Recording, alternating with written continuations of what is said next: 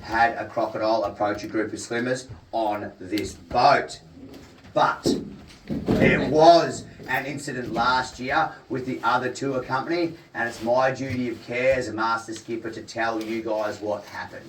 Basically, the whole thing could have been mitigated very, very easily if that bloke that got bitten had have listened to his tour guide.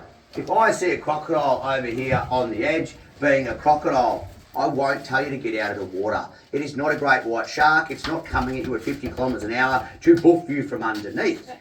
However, if I do see a crocodile lifting its tail, zigzagging in the water, they are signs of aggression, and I will ask you to come out of the water. I have never had to do it, but if I do, I'd expect you guys to come back on board in a nice, calm manner, and that's kind of where it should end. But that's not where it ended with the other tour group.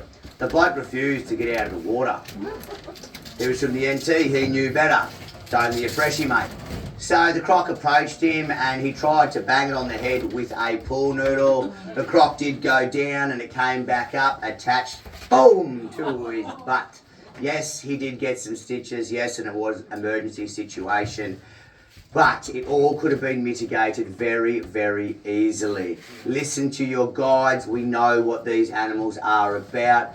And don't go bopping no crocodiles on the head with pool noodles, be it in Lake Argyle or anywhere else you travel around the Kimberleys, my friends. Who's still going swimming?